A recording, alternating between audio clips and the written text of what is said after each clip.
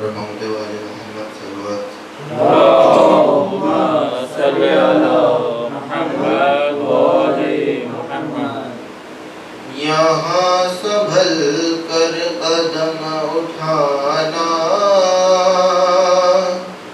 یہ کربلا ہے، یہ کربلا ہے، یہ کربلا ہے، یہ کربلا ہے، یہ بات ہرگز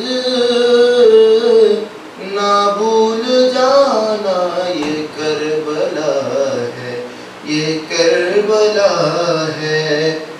دعائیں دیں گے حسین تم کو، یہاں پہ آنسو اگر بہائے، یہاں پہ بیٹی نے بے وطن کی ستمگروں سے تماچے کھائے، یہاں پہ خوشیوں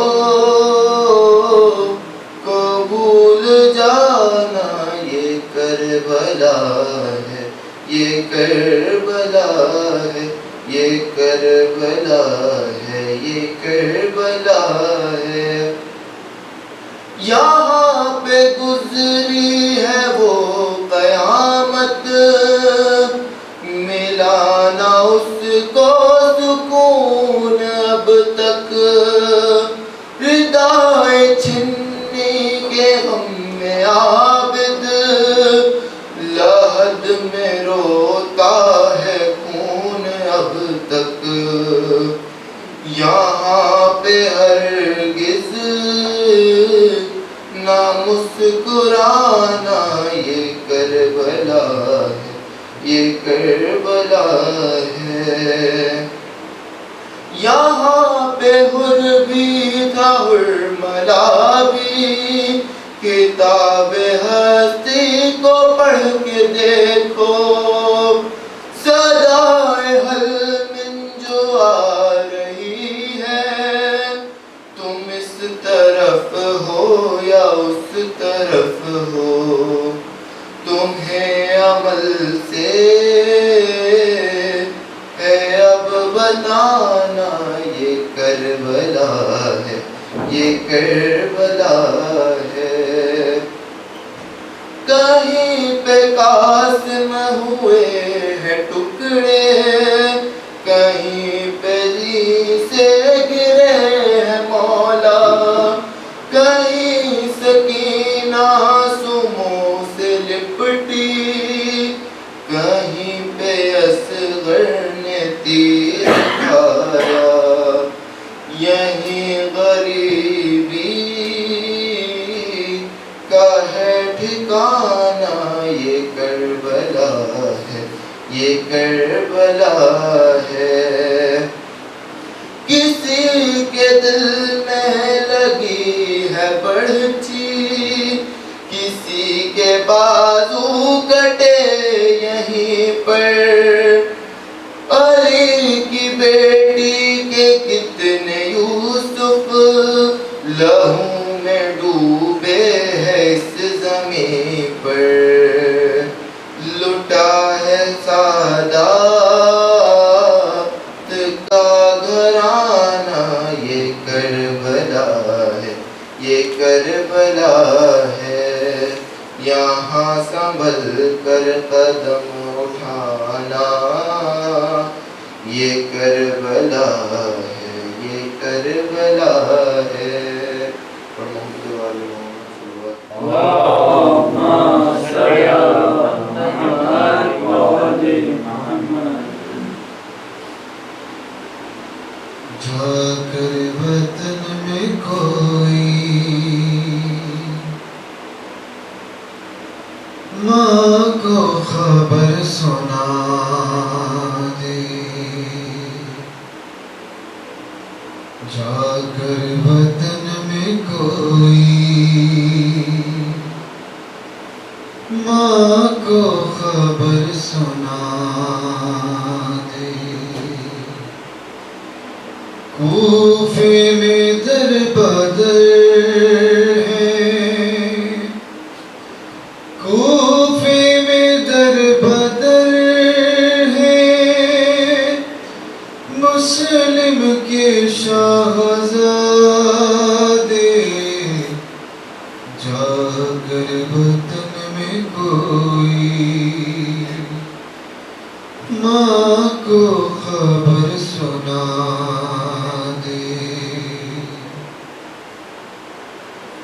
ہم کو نہ مر حارس مسلم کے ہم پسر ہیں، اس شہر بے وفا میں ہم آج در بدر ہیں، دیں گے دعائیں تجھ کو، دیں گے دعائیں تجھ کو، بابا سے گر ملا دے، جا کر وطن میں کوئی ماں کو خبر سنا دے، بابا کو ڈھونڈتے ہیں دونوں غریب بھائی، دونوں مسافروں کو ہے ماں کی یاد آئی، اب کون کم سنوں کو،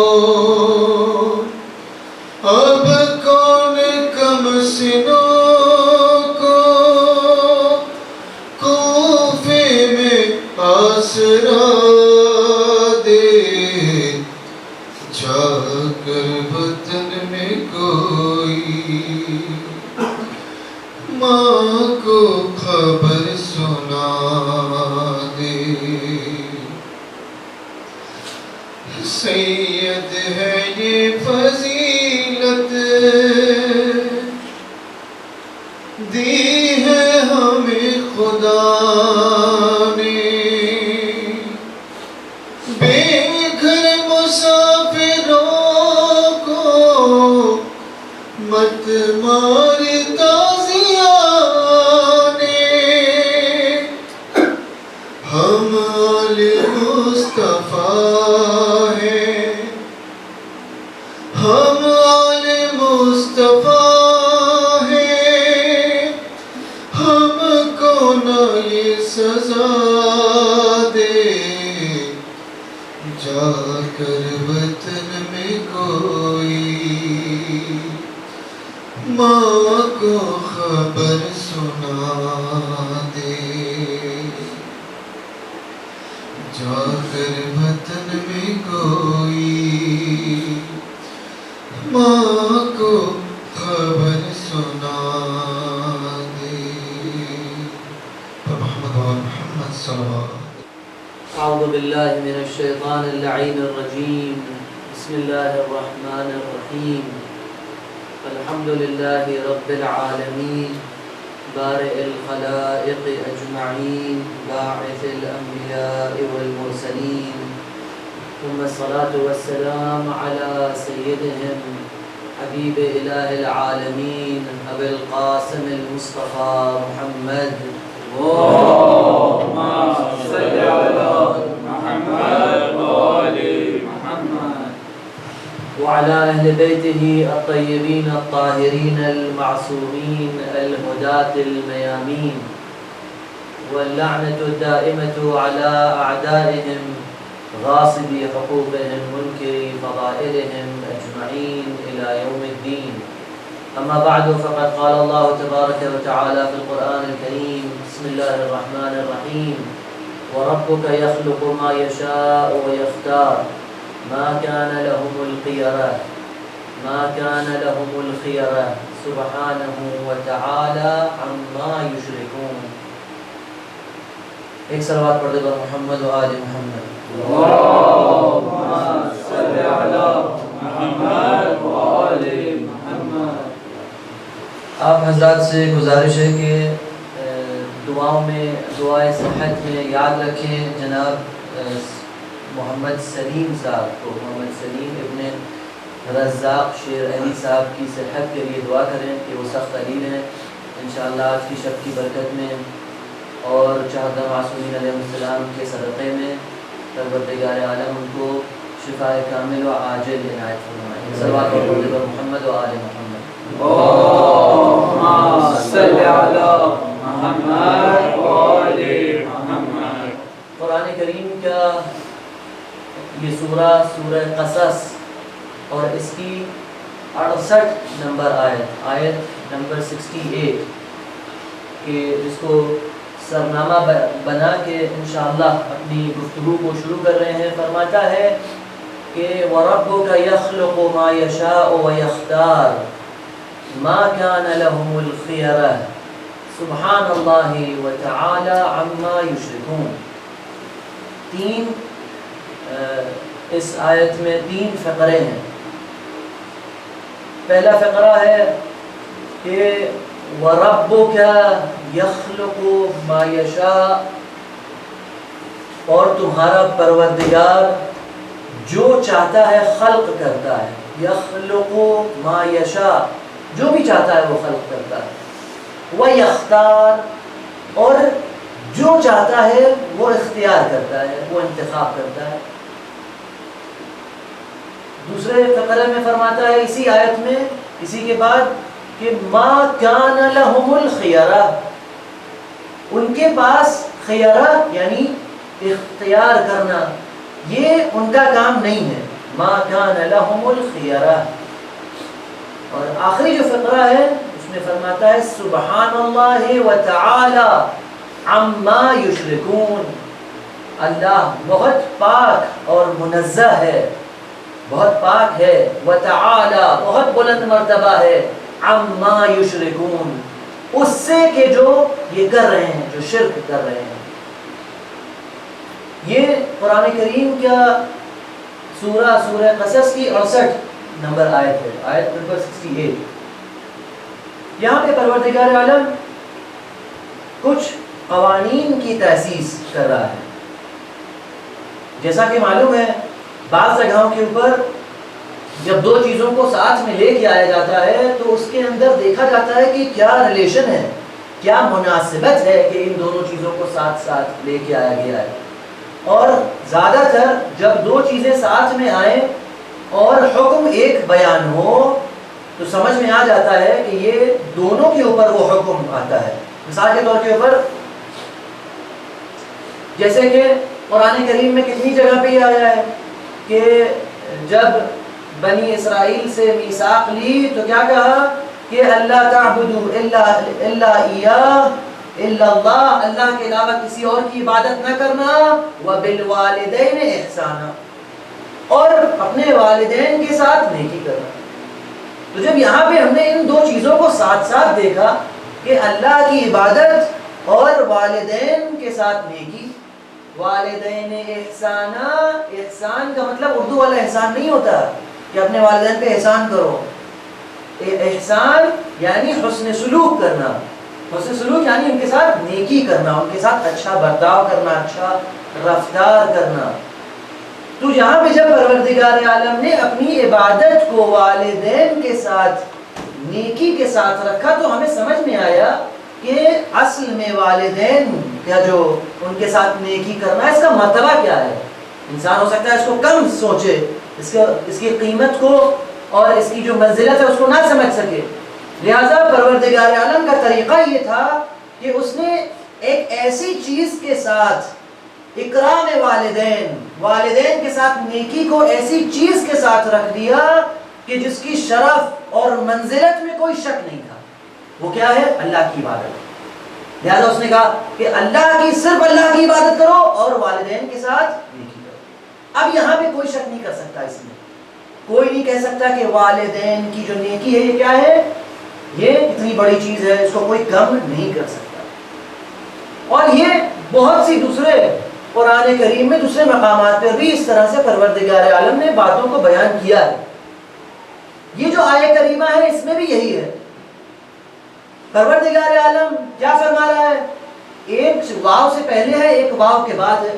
فرماتا ہے وَرَبُّكَ يَخْلُقُ مَا يَشَاءُ وَيَخْتَارُ،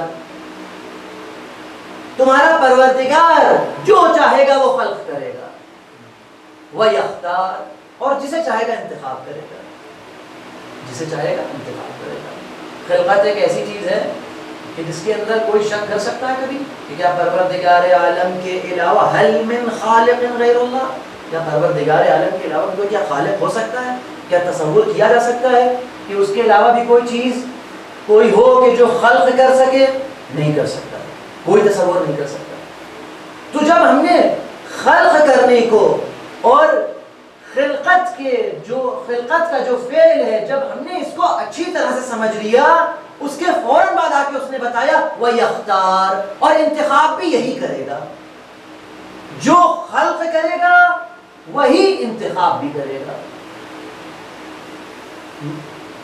بات ختم ہو جاتی ہے یہاں پہ، لیکن انتخاب کے اوپر بات کو ختم نہیں کیا بلکہ آگے بڑھا اور ایک اور جملہ بیان کر دیا.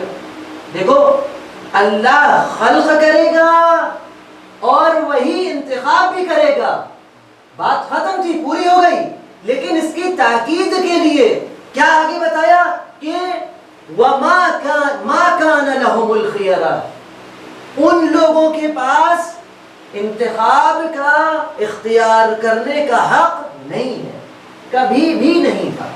کبھی بھی پروردگار عالم نے جب بھی کوئی ایسا مقام یا کوئی ایسی منزلت کہ جو خود اس کے شایان نشان ہے، جب وہ کسی کو عطا کی ہے تو اس نے اپنے پاس سے عطا کی ہے. جب سب سے پہلے جناب آدم کی تخلیق ہوئی تو خلقت کس کے ہاتھ میں تھی؟ اللہ کے ہاتھ میں تھی.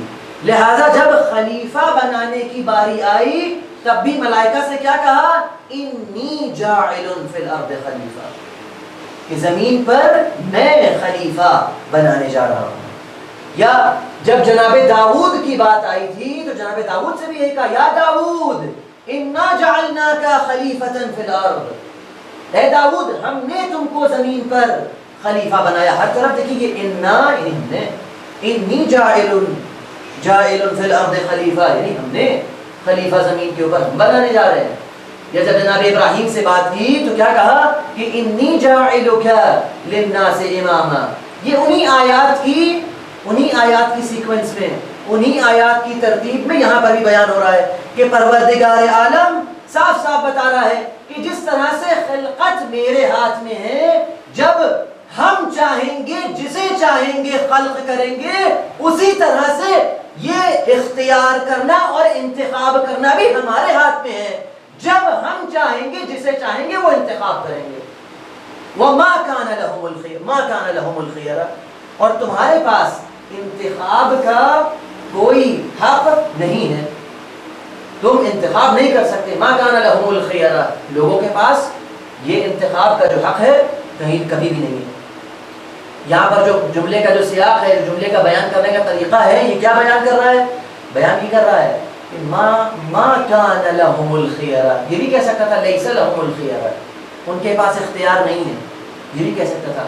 لیکن ان خاص الفاظ کا انتخاب کرنا، ما کان لهم الخیرہ، یہ اللہ کی ایک سیرت کو بیان کر رہا ہے. ما کان لهم الخیرہ یعنی شروع سے ایسا ہوتا آیا ہے کہ کبھی بھی کسی نے انتخاب نہیں کیا ہے اور نہ یہ حق کسی کے پاس ہے. تو اب اگر بعد میں اس جگہ پر کوئی بیٹھنے کی کوشش کرے، اللہ کا جو فعل ہے جب وہ خود انجام دینے کی کوشش کرے تو بعد میں اس کا عقاب ہے، کیا ہے کہ سبحان اللہ وتعالی عما یشرکون. تو جس طرح سے اگر کوئی خلقت میں اللہ کا شریک قائل ہو تو مشرک ہوتا ہے، اسی طرح سے اگر انتخاب کرنے میں کوئی اللہ کا ہم پلہ ہو تو اس کو بھی مشرک کے دائرے میں رکھا جائے گا، جو دائرہ ایک ہی ہوگا.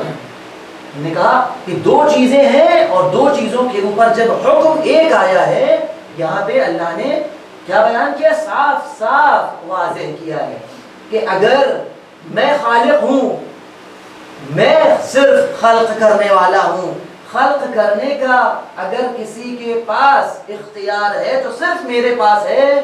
اور تم لوگ اگر کسی اور کو خلقت کی نسبت کسی اور کی طرف دو تو کیا کہتے ہو؟ کون ہے؟ مشرک ہے. کہتے ہو کہ نہیں کہتے ہو؟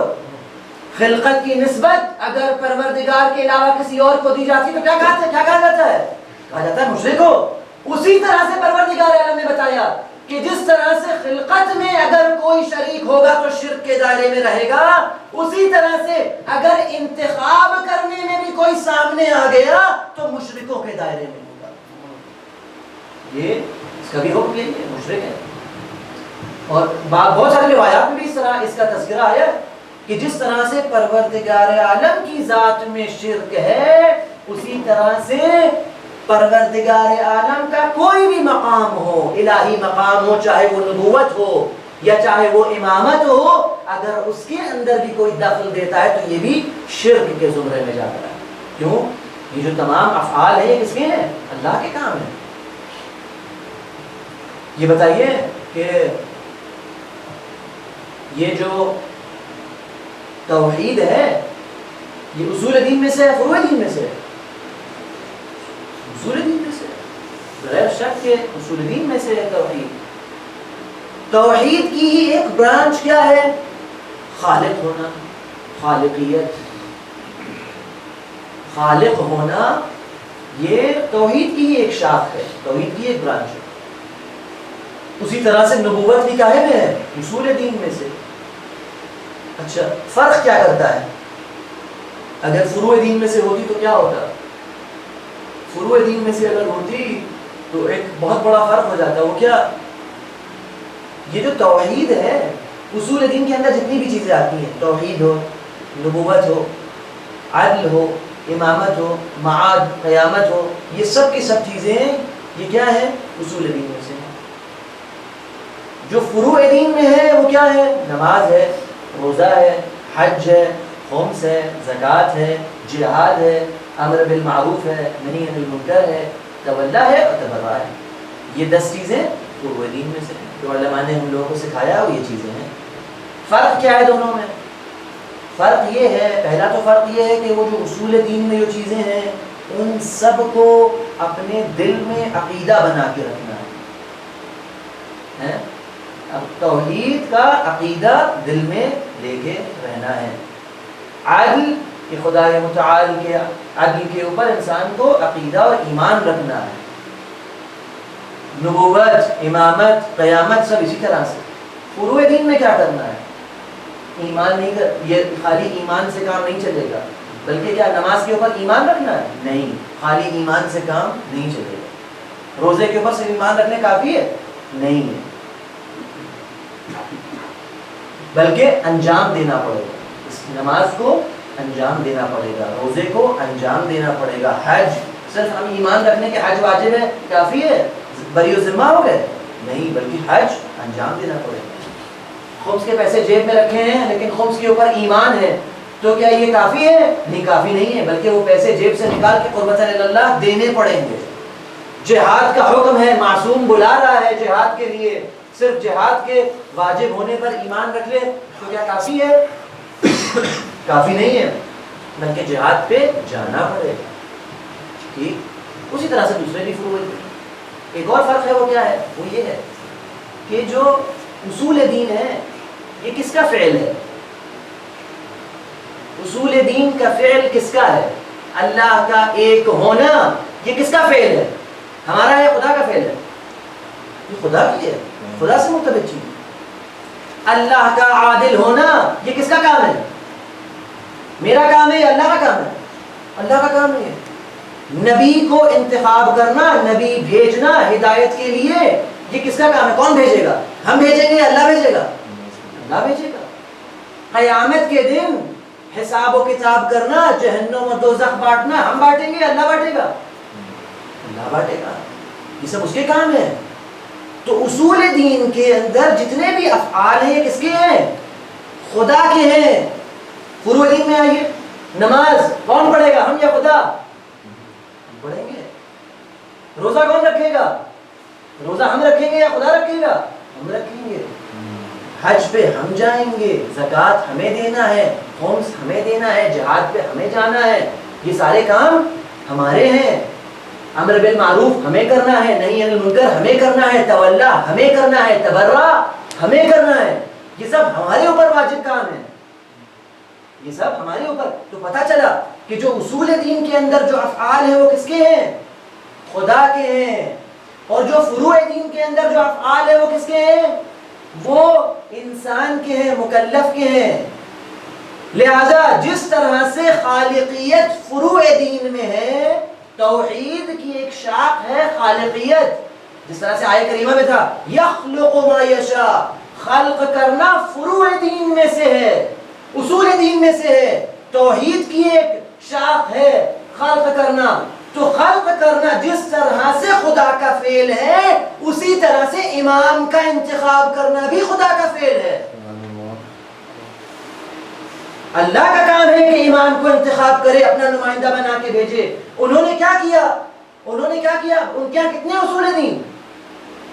ان کے یہاں 3 ہے۔ کیوں 3 ہے؟ کیونکہ انہوں نے امامت کو نکال دیا۔ کیوں؟ کیونکہ اگر امامت کو اصول دین میں رکھتے تو اس امام کا انتخاب اللہ کی جانب سے ہوتا، لیکن انہیں اپنا امام خود بنانا تھا، تو انہوں نے اس کو فروع دین میں رکھا تاکہ بندے کے افعال میں سے ہو اور جا کے انتخاب کر سکے۔ تو کتنا بڑا شرک ہے یہ! سبحان اللہ و تعالی عما یشرکون۔ خلقت میں تو آپ نے اصول دین میں رکھا اور اللہ کے کاموں میں رکھ دیا، لیکن جب انتخاب کرنے کی بات آئی تو آپ نے فروع دین میں رکھ دیا۔ لہذا پروردگار عالم نے کیا فرمایا کہ جس طرح سے خلقت والا اگر کوئی خلقت میں میرا ہمتا ہو اور میری برابری کرنے کی کوشش کرے تو مشرک ہے، اسی طرح سے اگر کوئی امام کو انتخاب کرنے میں برابری کرے تو مشرک ہے، بغیر کسی شک و تردید کے۔ اور کہتے کیا ہے؟ دوسروں کو مشرک کہتے، دوسروں کا مشرک۔ سب سے بڑا جو شرک ہے وہ یہ ہے، اور عجیب ہے جو طریقہ ہے، آپ جا کے دیکھیے ان کے یہاں جو طریقہ ہے انتخاب کرنے کا وہ بھی الگ الگ ہے۔ جب سب سے پہلے رسول کے بعد انتخاب ہوا تو اجماع کے ذریعے سے انتخاب ہوا۔ اجماع کا مطلب یہ ہے کہ پوری امت جمع ہو جائے۔ اب جبکہ جمع کتنے لوگ ہوئے تھے؟ 6 لوگ ہوئے تھے۔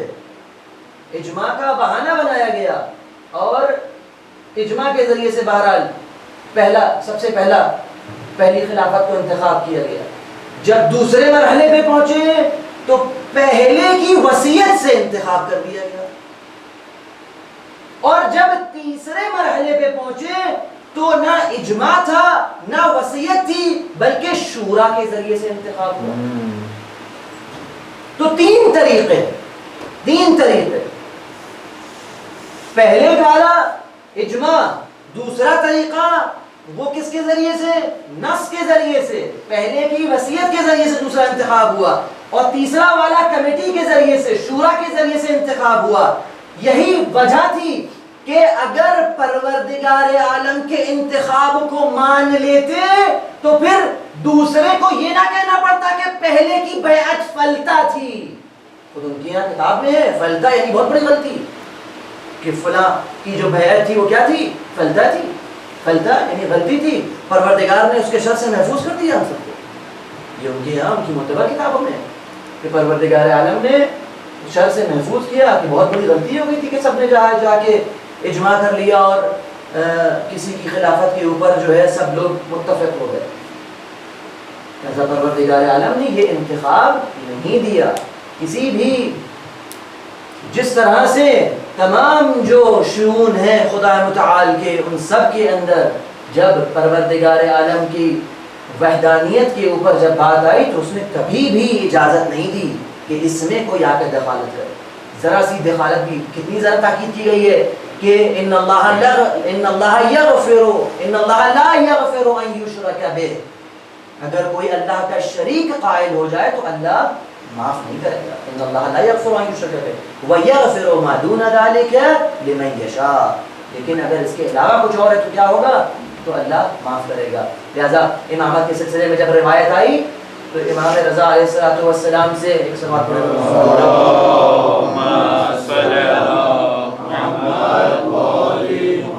امام فرماتے ہیں اسی آیت کی امام نے تلاوت فرمائی اور فرمایا کہ انہم رغبوا عن اختیار اللہ و اختیار رسولہ و اہل بیتہ، ان لوگوں نے منہ موڑ لیا اللہ اور رسول اور اہل بیت کے اختیار سے، ان کے انتخاب سے۔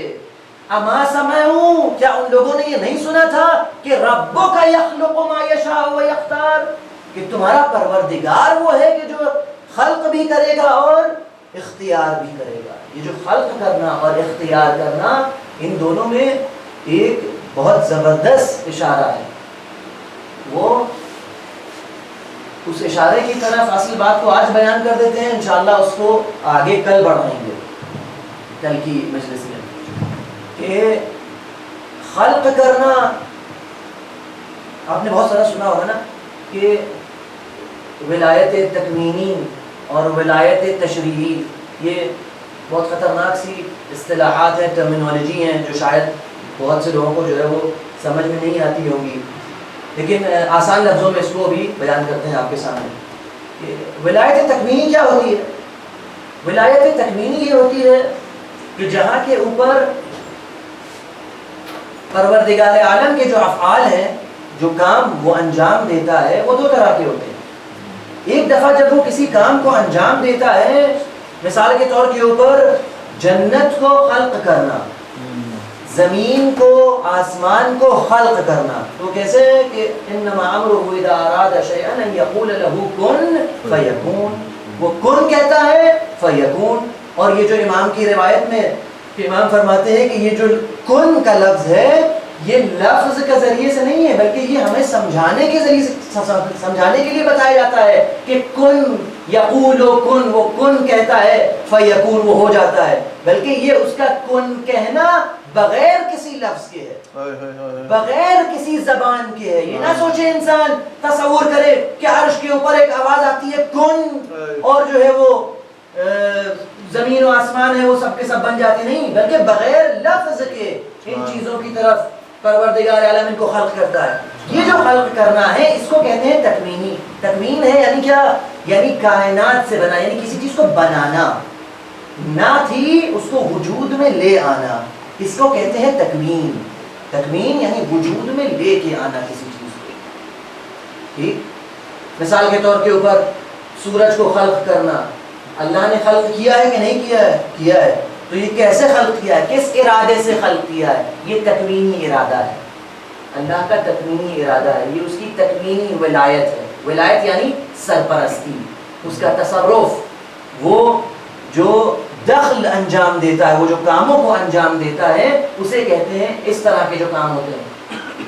مثال کے طور کے اوپر انسان کا خلق کرنا، کچھ نہیں تھا، خلق کر دیا. حارث کے اوپر وہ جو کنکری گری تھی وہ کہاں سے آئی تھی؟ وہ پروردگار عالم کی ولایت تکوینی کا مظہر تھا. تکوین یعنی اس نے اس کنکری کو خلق کیا اور وہ آ کے اس کے سر پہ گری. اس کے مقابل میں جو دوسری ولایت ہوتی ہے وہ کیا ہوتی ہے؟ وہ ولایت تشریعی ہے. تشریعی یعنی کیا؟ یعنی پروردگار عالم قانون بناتا ہے. نماز پڑھو، روزہ رکھو، تمہارے پاس کیا حق ہے کہ تم ہم سے کہو کہ نماز پڑھیں؟ ولایت تشریعی ہے اس کے پاس.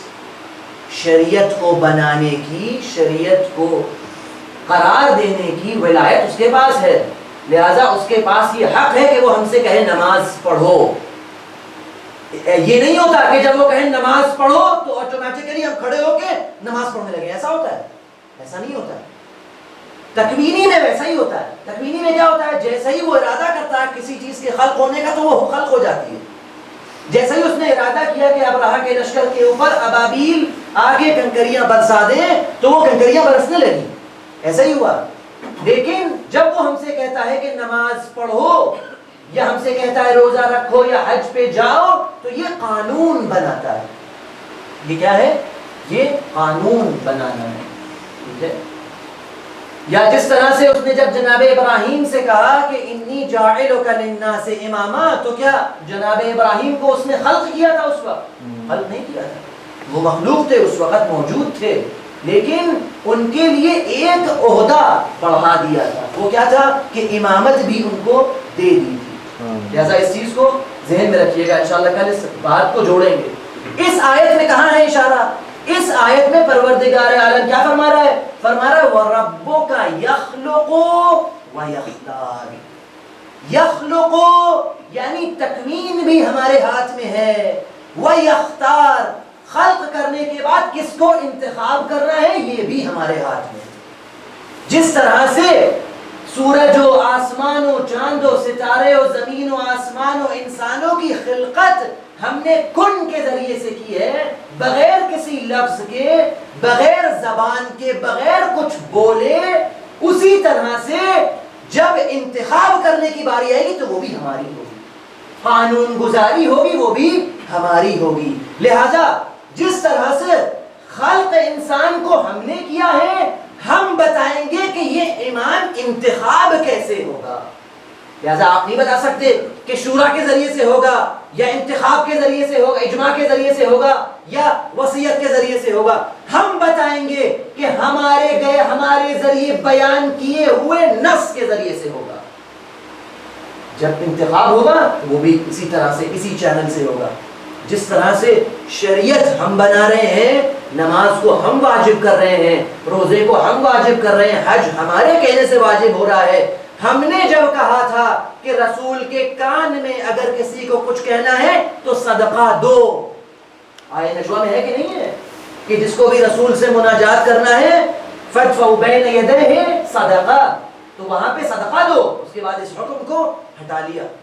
صرف امیر المومنین علیہ السلام کی ذات تھی کہ جن کے پاس 2 درہم تھے، انہوں نے 2 دفعہ جا کے رسول کے کان میں مناجات کرنے سے پہلے صدقہ دیا. کیونکہ لوگ آتے تھے بار بار رسول سے خاص باتیں کرتے تھے کہ ہمیں کچھ خاص پرائیویٹ بات کرنا ہے، الگ سے آپ سے بات کرنا ہے. تو لہٰذا پروردگار عالم نے کیا حکم صادر کیا؟ کیا کہا کہ اب سے جو بھی رسول خدا سے کچھ مناجات کرنا چاہتا ہے، کان میں بات کرنا چاہتا ہے، اس کو کیا کرنا ہے؟ صدقہ دینا ہے. کوئی آئے ہی اب کسی کو بات نہیں کرنا تھی. ساری جو راز کی باتیں تھی وہ سب اپنے سینوں میں سب نے دفنا لی. لیکن امیر المومنین علیہ السلام کی ذات تھی کہ آپ آئے، آپ نے صدقہ دیا، پھر جا کے رسول سے کان میں کچھ بات کہی. اب نہ معلوم ہو کیا راز بیان کیا ہوگا. اس کے بعد دوبارہ پھر آپ نے یہ کام انجام دیا. جب سب کو، پوری امت کو، تمام صحابہ کو سب کی حیثیت دکھا دی تو پروردگار نے اس حکم کو جعل کیا تھا، اس حکم کو پہلے واجب کیا تھا، پھر اس کو اٹھا دیا. یہ کون سا اختیار ہے؟ یہ اختیار کون سا ہے؟ یہ تشریعی ہے، یہ شریعت تھی. اس نے شریعت بنائی اور پھر اس نے اس شریعت کو اٹھا لیا، اس شریعت کے اس حکم کو اٹھا لیا. پروردگار عالم اس آیہ کریمہ میں بیان یہ کر رہا ہے کہ تکوین جس طرح سے ہمارے پاس ہے، جس طرح سے چاند و سورج و آسمان سب کی خلقت ہمارے لیے، ہمارے اختیار میں ہے، اسی طرح سے تشریع بھی ہمارے اختیار میں، ہم اختیار کریں گے.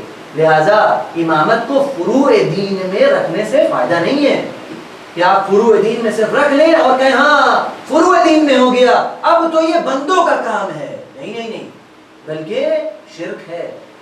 شرک ہے، خدا کے کام میں دخل دینا یہ شرک ہے. لہذا ہم دیکھتے ہیں کہ جس طرح سے، کیونکہ آیت میں کیا ہے کہ ولایت ابھی بتایا 2 طرح کی ہے، اور آیہ ولایت میں کیا ہے؟ انما ولیکم اللہ ورسولہ والذین آمنوا الذین یقیمون الصلاة ویؤتون الزکاة وهم راکعون. ولی کتنے ہیں؟ 3، اللہ، رسول اور رکوع میں زکوٰۃ دینے والے. 3 ولی ہے کہ نہیں ہے؟ اب اللہ کے پاس ولایت تکوینی تھی کہ نہیں تھی؟ تو اس نے کیا کیا؟ چاند و سورج کو خلق کر دیا. اب اگر رسول کے پاس واقعاً ولایت تکوینی ہے تو یہ چاند کے 2 ٹکڑے کر کے دکھائیں. انہوں نے ایک اشارہ کیا، 2 ٹکڑے. اگر زکوٰۃ دینے والے جو رکوع میں زکوٰۃ دے رہے ہیں اگر ان کے پاس ولایت تکوینی ہے تو سورج کو پلٹا کے دکھائیں. انہوں نے ایک اشارہ کیا، وہ سورج پلٹ گیا.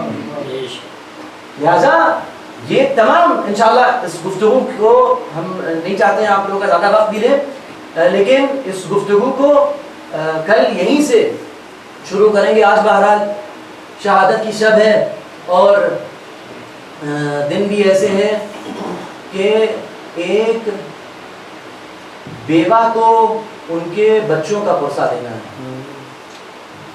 بلکہ اصل میں حضرت ابوالفضل عباس علیہ السلام کو آج پرسا دینا ہے کہ جناب رقیہ کہ جو جناب مسلم کی بیوہ ہیں،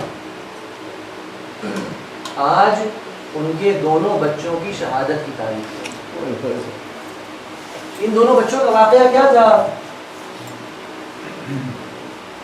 یہ دو بچے تھے، بڑا بھائی جس کا نام محمد اور چھوٹا بھائی ابراہیم، یہ دو بچے جناب مسلم کے بچے۔ جناب مسلم کے اصل میں 4 بچے تھے، 4 بیٹے تھے۔ 2 بیٹے جناب مسلم کے ساتھ کوفے آئے تھے اور 2 بیٹے اپنی ماں رقیہ کے ساتھ کربلا گئے تھے۔ جو کربلا گئے تھے ان میں بھی ایک محمد تھے اور ایک کا نام عبداللہ سب سے بڑے تھے۔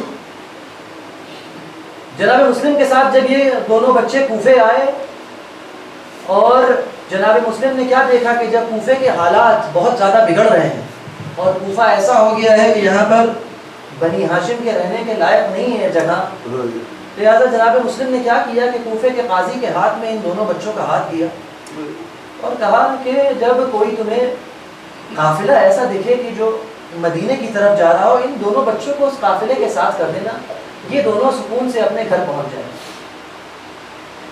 عزیزوں، قاضی نے ان بچوں کو اپنے ہاتھ میں لیا، بچوں کے دونوں بچوں کے ہاتھ کو پکڑا، اپنے پاس رکھا اور جیسے ہی کسی اس کو خبر ملی کہ بھائی مدینے کی طرف کوئی قافلہ جا رہا ہے، تو کیا کیا کہ مدینے کی طرف اپنے بچوں کو، اپنے بیٹے کو بھیجا، کہا کہ بیٹا دونوں کا ہاتھ پکڑ کے لے کے جاؤ اور ان کو اس قافلے کے ساتھ لے جا کے ملا۔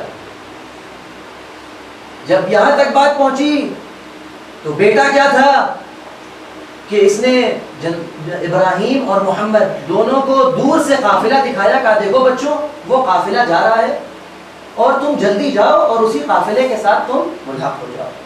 بچوں کا جو عمر ہے، بچوں کی عمر 7 سے 9 سال کے بیچ میں لکھی جاتی ہے کہ جو بڑے بھائی تھے ابراہیم محمد 9 سال کے تھے اور چھوٹے والے 7 سال کے تھے۔ اب آپ خود تصور کریے کہ ایک 7 سال کا بچہ اور ایک 9 سال کا بچہ، جب ان دونوں کو ایک بیابان میں چھوڑ دیا جائے کہ جا کے اس قافلے کے ساتھ ملحق ہو جاؤ۔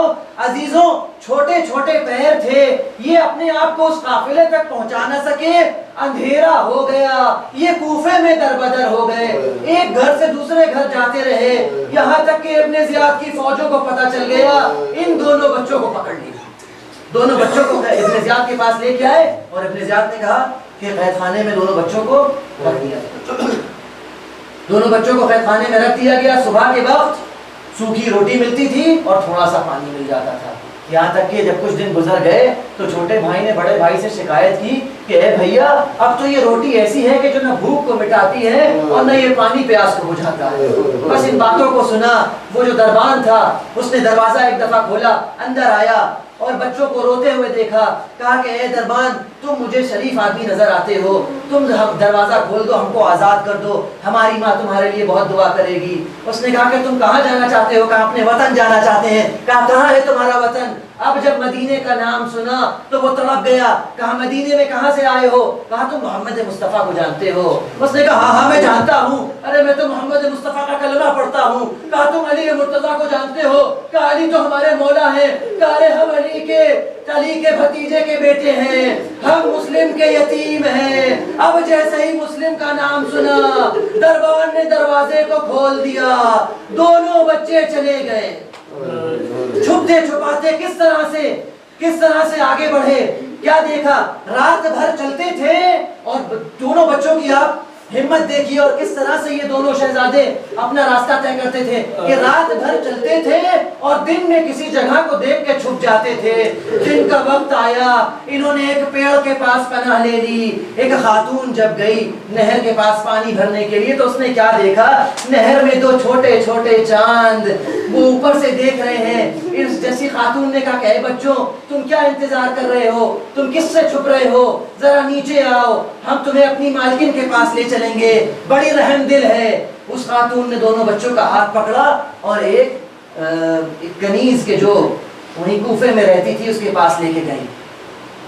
کنیز نے جب دونوں بچوں کو دیکھا اور پتہ چلا کہ یہ خاندان بنی ہاشم سے تعلق رکھتے ہیں تو کنیز نے ان دونوں بچوں کے لیے اچھا مسند بچھا دیا، کھانا کھلایا اور ان بچوں کے لیے بستر لگا دیا اور سلا دیا۔ بس یہ سننا تھا کہ اس کنیز کا شوہر جس کا نام تھا حارث، وہ حارث جتنے ہی یہ اہل بیت کی چاہنے والی تھی اتنا ہی بڑا وہ اہل بیت کا دشمن تھا۔ صبح سے شام تک ان 2000 درہم کے لیے پورے کوفے میں ان بچوں کو تلاش کرتا ہوا آیا اور تھک ہار کے جب آ کے بیٹھا اور اپنے بستر پہ سویا تو اس نے ایک دفعہ آواز کو سنا۔ آواز کیا آ رہی تھی؟ آواز یہ آ رہی تھی کہ بڑا بھائی اٹھا، خواب سے اٹھا اور اس نے چھوٹے بھائی کو بیدار کیا، کہا اے ابراہیم میں نے خواب دیکھا ہے۔ کہا کیا خواب دیکھا؟ کہا خواب میں نے اپنے دادا رسول خدا کو دیکھا کہ رسول خدا بھی موجود تھے، علی مرتضیٰ بھی موجود تھے، ہمارے بابا مسلم وہاں تشریف لے کے گئے تو رسول خدا نے سوال کیا اے مسلم، محمد اور ابراہیم کو تم اپنے ساتھ نہ لے کے آئے؟ تو میرے بابا نے آواز دی کہ یا رسول اللہ آپ پریشان نہ ہوئیے، بس آتے ہی ہوں گے۔ جیسے ہی ابراہیم نے اس خواب کو سنا کہا اے بھیا میں نے بھی یہی خواب دیکھا تھا، عزادار و غضب ہو گیا۔ اب جو تہخانے کا دروازہ کھلا، حارث نے دونوں بچوں کو دیکھ لیا، ایک ستون سے باندھ دیا۔ اب جو صبح ہوئی تو نہر کے کنارے لے کے گیا، دونوں بچوں سے چاہتا یہ تھا کہ دونوں کو قتل کر دے۔ ابراہیم کہتے تھے کہ پہلے مجھے قتل کر، محمد کہتے تھے کہ پہلے مجھے قتل کر۔ اس نے ایک مرتبہ سوال کیا کہ اے محمد تم یہ کیوں چاہتے ہو کہ پہلے تمہیں قتل کیا جائے؟ کہا جب ہم مکے سے روانہ ہو رہے تھے تو ہماری ماں رقیہ نے ابراہیم کا ہاتھ میرے ہاتھ میں دیا تھا۔ کہا اے محمد ابراہیم کا خیال رکھنا، لہذا میں نہیں چاہتا کہ میرے سامنے ابراہیم قتل ہو۔ اس شقی نے تلوار کو نکالا، محمد کا سر قلم کیا، بدن کو دریا میں پھینک دیا، دوسرا وار ہوا، ابراہیم کا سر تن سے جدا ہوا۔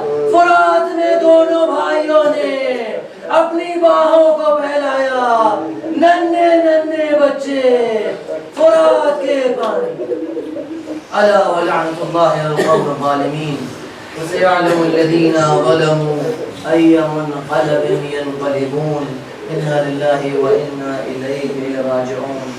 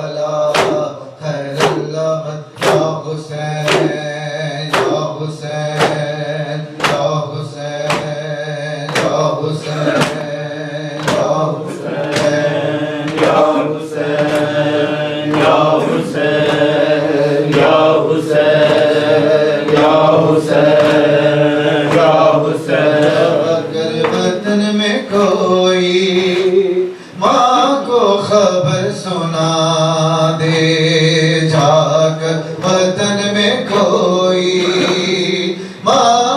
خبر سنا دے جا کر وطن میں کوئی، ماں کو خبر سنا دے جا کر وطن میں کوئی، ماں کو خبر سنا دے۔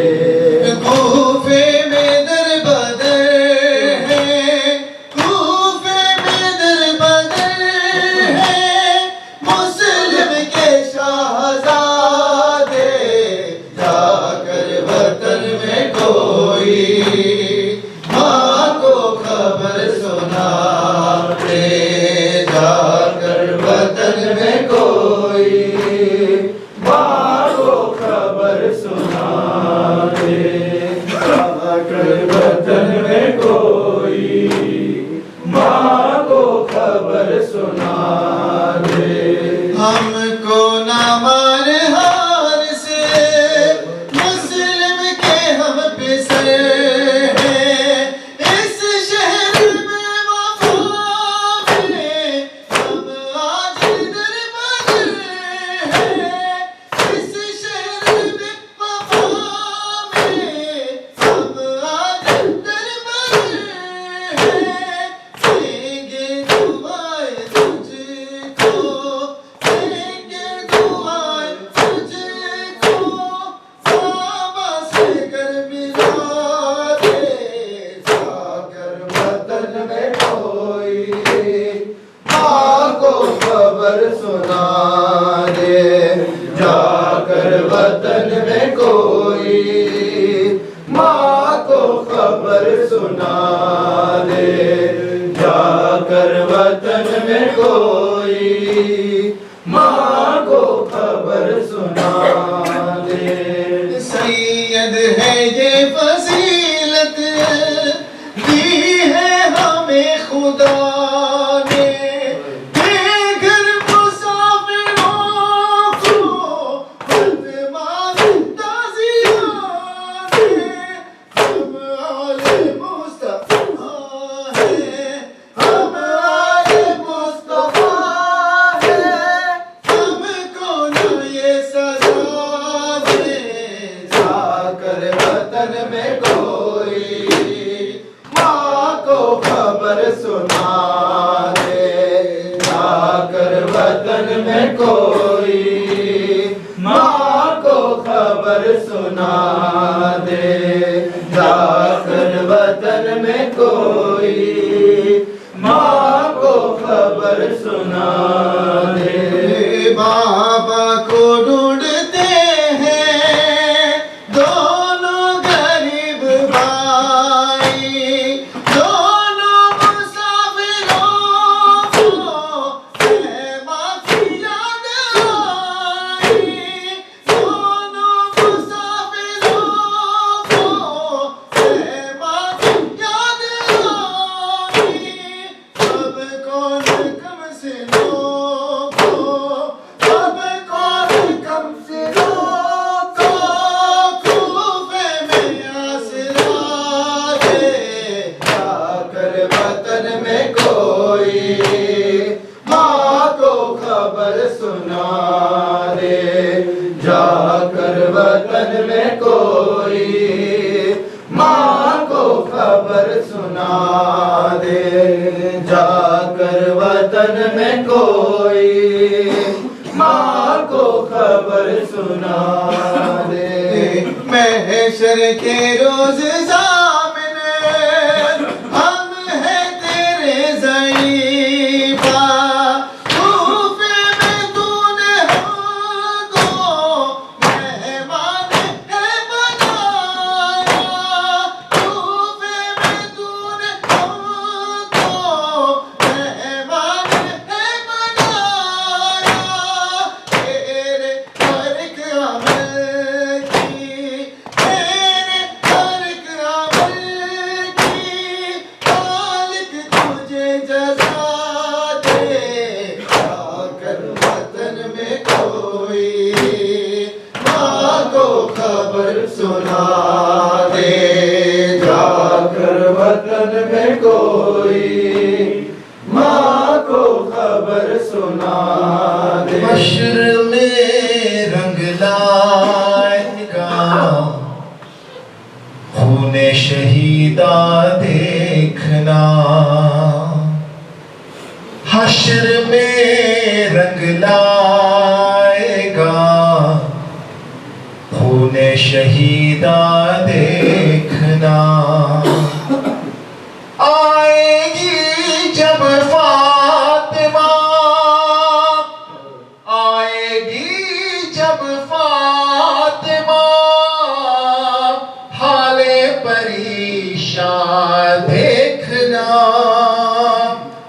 حشر میں رنگ لائے گا خون شہیدہ دیکھنا، حشر میں رنگ لائے گا خون شہیدہ دیکھنا، حشر میں رنگ لائے گا خون شہیدہ دیکھنا، حشر میں رنگ لائے گا خون شہیدہ دیکھنا، روبرو بابا کے جا خاتون جنت آئے گی، خالی جھولی سرور کونین کو دکھلائے گی، بلیا کی تھرائے گا، بلیا کی تھرائے گا، محشر کا میدان دیکھنا،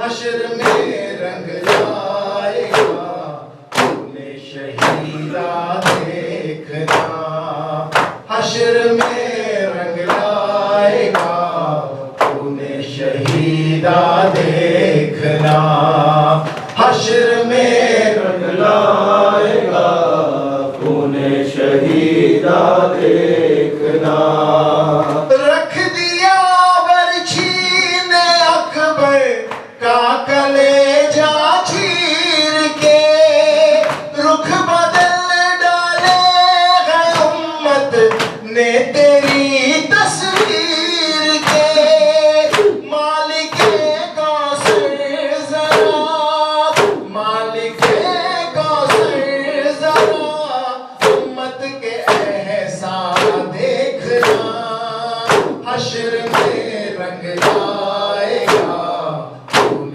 شہیدہ دیکھنا، حشر میں رنگ لائے گا خون شہیدہ دیکھنا، حشر میں رنگ لائے گا خون شہیدہ دیکھنا، اصغر معصوم کے لب پر سوال آب ہے، بوند پانی کے لیے وہ کس قدر بیتاب ہے، نہر سے پانی نہیں، نہر سے پانی نہیں، دیتے مسلمان دیکھنا، حشر میں رنگ لائے گا خون شہیدہ دیکھنا، حشر میں رنگ لائے گا خون شہیدہ دیکھنا، حشر میں رنگ لائے گا خون شہیدہ دیکھنا، زینب کلثوم سے کہتا تھا شمر بدگوہر، شام میں جاؤ گی ننگے سر پھرو گی در بدر، کربلا کے بعد اب، کربلا کے بعد اب تاریخ زندہ دیکھنا، حشر میں رنگ لائے گا خون شہیدہ دیکھنا، حشر میں رنگ لائے گا خون شہیدہ دیکھنا، حشر میں رنگ لائے گا خون شہیدہ دیکھنا، رکھ دیا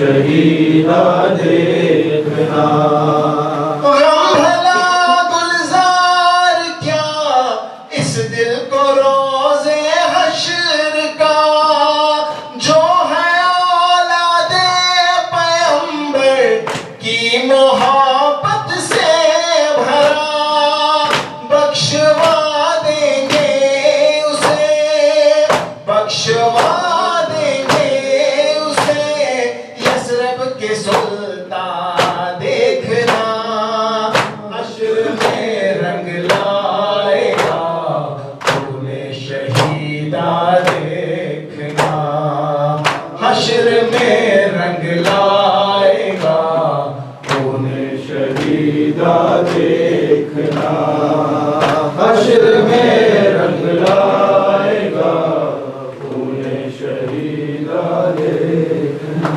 حیا علی خیر العمل حیا علی خیر العمل ہے زینب ہے شام ہے زینب ہے شام ہے زینب ہے شام ہے زینب ہے شام ہے زینب ہے شام میری چادر لٹ لئی ظالموں نے دربار گئی میں باجر دا ہے زینب ہے چادر کھچ لے سین سکینہ دے ہے قیدی رے بابا بابا ہے زینب ہے دونوں یا خون مہاڑی اس میں جدو آئی نظر